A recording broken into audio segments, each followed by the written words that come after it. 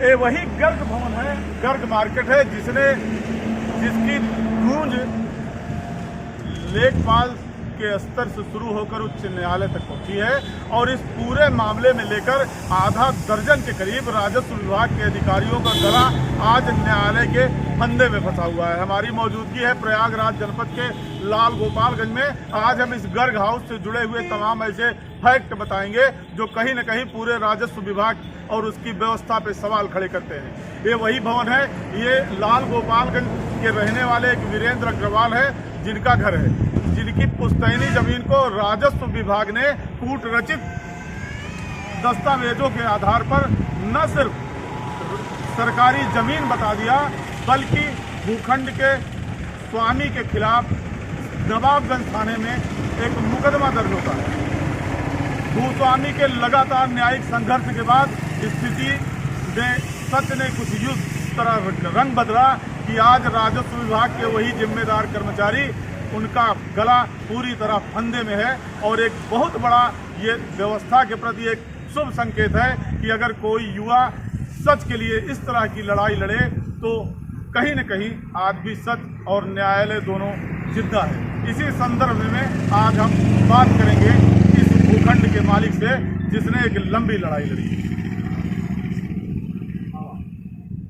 तो जैसा कि हमने बताया कि इस गर्ग हाउस की पूरी कहानी इस तरह रही कि कुछ भ्रष्ट राजस्व कर्मियों की बदौलत ये भूखंड जिसका है, जो इस भूखंड का स्वामी है, जिसकी पुश्तैनी जमीन है, उसको कथित राजस्व कर्मियों की मदद से न सिर्फ सरकारी जमीन घोषित कर दिया गया बल्कि भूस्वामी के ऊपर मुकदमा दर्ज हुआ। हमारे साथ आज है लाल गोपालगंज के वीरेंद्र अग्रवाल जी, जिन्होंने एक लंबी लड़ाई लड़ी है और कहीं न कहीं आज युवाओं के लिए एक संदेशा छोड़े हैं कि यदि गलत के खिलाफ जमीनी संघर्ष किया जाए तो सच को बाहर निकलने से कोई रोक नहीं सकता। वीरेंद्र जी बहुत बहुत नमस्कार। एक मिनट तक पाउस करना। तो वीरेंद्र जी, एक लंबे संघर्ष के बाद न्यायालय ने उन राजस्व कर्मियों के खिलाफ एक बड़ा निर्णय लिया है जिन्होंने आपकी जमीन को न सिर्फ सरकारी जमीन बताते हुए आपके खिलाफ एक मुकदमा दर्ज कराया था। आपने एक लंबी लड़ाई लड़ी थी। तो हम बातचीत की शुरुआत करते हैं इस खुशियों कि जब आपको पहले दिन लगा कि आपकी पुश्तैनी जमीन को सरकारी घोषित करके आप ही को आरोपी बना दिया गया तो कैसा महसूस? बहुत ही व्यथित हुआ मैं और निरंतर अपनी सारी बातें मैं प्रार्थना पत्र के माध्यम से समस्त जनपद के और मंडल के उच्च अधिकारियों से अपनी बातें रखता रहा, किंतु असहाय हुआ। किसी भी अधिकारी ने मेरी कोई बात नहीं सुनी, अपितु गुरु प्रसाद यादव लेखपाल के साथ मिल करके उसी के कुत्सित प्रयास षड्यंत्रकारी योजनाओं में सम्मिलित रहे, धनादोहन का प्रयास किया जाता रहा। मैं उससे बचता रहा। से हताश होकर मैं माननीय उच्च न्यायालय इलाहाबाद की शरण लिया। माननीय न्यायालय ने कहा कि आपके पास अवर न्यायालयों में रेमेडी है, आप जाकर के अवर न्यायालयों में चाराजोई करें। मेरे द्वारा 156 दिन दाखिल किया गया। मेरे तर्कों, साक्ष्यों, सबूतों व प्रपत्रों से माननीय न्यायालय सहमत होकर के षड्यंत्रकारियों के विरुद्ध सुसंगत धाराओं में अभियोग पंजीकृत करने संबंधी आदेश यथावत चुनाव के लिए आदेश दिया। कितना समय लगा इस पूरी कानूनी लड़ाई में आपको? लगभग 3 वर्ष। 3 वर्ष। अब जब न्यायालय ने आदेश कर दिया है कि जो इस तरह कूट रचित कार्य करके किसी की भी जमीन को, पुश्तैनी जमीन को इतना ज़्यादा खेल करके उसको प्रताड़ित किया गया, तो अब उनके खिलाफ न्यायालय ने क्या निर्णय लिया? न्यायालय ने उनसे काउंटर एफिडेविट मांगा है कि आपने किन परिस्थितियों में और किस आधार पर पीड़ित के विरुद्ध 3 दिवस के अंदर गंभीर धाराओं में 2 मुकदमे पंजीकृत करवाए और दोनों में चार्जशीट पुलिस ने इनके प्रकार लगा दी बिना कुछ देखे समझे, अभिलेख समझे। इनके दबाव में आकर एसडीएम साहब आ गए। तो माननीय न्यायालय ने काउंटर एफिडेविट मांगा। किन किन अधिकारियों और कर्मियों के खिलाफ इस तरह निर्णय लिया है न्यायालय ने? तत्कालीन लेखपाल गुरु प्रसाद यादव, तत्कालीन आरआई कपिल मिश्रा, तहसीलदार अजीत कुमार सिंह, उप जिलाधिकारी अनिल चतुर्वेदी, नायब तहसीलदार मृदुला के विरुद्ध। उप जिलाधिकारी। तो इन 5 लोगों की तरफ से जब इस तरह का निर्णय हो गया, इसके बाद क्या कहीं न कहीं वो होती है ना, पेशबंदी के दबाव बनाते हैं, सोशल रिलेशन का प्रभाव इस्तेमाल करते हैं, कुछ इस तरह आपके साथ भी कुछ हो रहा है? पेशबंदी में ही तो मेरे विरुद्ध 2 मुकदमे जो मिथ्या लिखाए गए इस बात के कि ये संपत्ति जो है वो सरकारी है। और नहीं, अब न्यायालय के निर्णय इस तरह आने के बाद कि ये लोग दोषी प्रथम दृष्टया न्यायालय में पाए गए, अब इनके खिलाफ इस तरह का कुछ जो जांच का आदेश हुआ है, उस घटनाक्रम के बाद क्या इन आरोपियों में से किसी ने, जिन पर उंगली उठी है, जिन पर उंगली उठी है उनके द्वारा परोक्ष रूप से इधर उधर से फ़ोन करवाया जाता है कि जो हुआ सो हुआ, आप अपना देखें मैं अपना देखूँ, अन्यथा इसके गंभीर परिणाम भुगतने पड़ेंगे।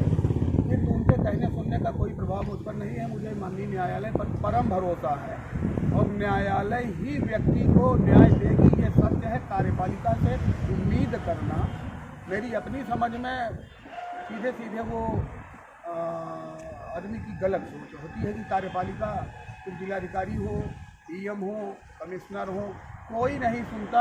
आप जिसके विरुद्ध जांच की मांग करते हैं जाकर के कमिश्नर साहब से, डीएम साहब से, वो भी वापस उसी के पास आती है जिसके विरुद्ध आपके आरोप संस्थित होते हैं। इसलिए आपकी लड़ाई दोहरी प्रभावी हो गई जी कि आरोपी वही थे जिनको जांच करनी। जी। अच्छा, तो कुल मिला के अब एक अंतिम सवाल आपसे कर रहा हूँ।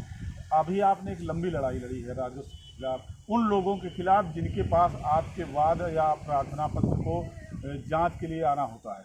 ये इस तरह की ऐसी व्यवस्था है कि जिस पर उंगली है उसी को जज बनाया जा रहा है। इसमें आपको कितना सफ़र करना पड़ा? सफ़र करना क्या, इसमें शारीरिक रूप से, मानसिक रूप से, लोगों के द्वारा कहवाए गए संदेशों से, आर्थिक रूप से परेशानी तो है ही है और अत्यंत परेशानी है। इसीलिए ये मेरे साथ नया नहीं हुआ है, ये पूरे समाज के साथ घटित हो रहा है।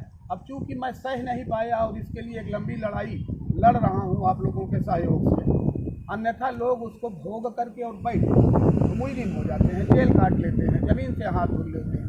ऐसे हजारों मामले विचाराधीन है देश में, प्रदेश में, जहां लोगों के साथ इस तरह खेल हो गया है।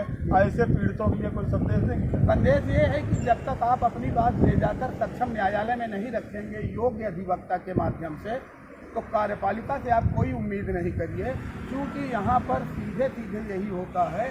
आप जाकर डीएम साहब को देंगे, डीएम साहब एसडीएम साहब को देंगे, एसडीएम साहब तहसीलदार साहब को देंगे, और वापस उसी के पास आ जाएगी जिस पर सवाल खड़ा किया गया। वो लिख देता है कि आवेदक मानसिक रूप से विक्षिप्त है, प्रार्थना पत्र देने का आदी है, यही लिख करके उसको डिस्पोजल कर दिया जाता है। और डिस्पोजल के पश्चात कोई भी अधिकारी उसकी निस्तारण आख्या को नहीं देखता है। जो उसने लिख दिया वही ब्रह्मलीक हो, भेड़ चाल चल रहा है, भेड़ चाल, राजस्व विशेष जी। और इसी वजह से इन लोगों के विरुद्ध गंभीर धाराओं में मुकदमा माननीय न्यायालय ने लिखवाया कि मेरे द्वारा सैकड़ों प्रार्थना पत्र दिए गए और जिसके विरुद्ध दिए जाते रहे वही उसका निस्तारण करता है। और उसकी मर्जी जो आती थी, कहीं लिख देता था आवेदक ने स्वयं छेड़छाड़ किया, कहीं लिख देता था कि ये मानसिक रूप से बीमार है, जैसा उसका मन आता था, जैसा जो भी मर्जी सुविधा।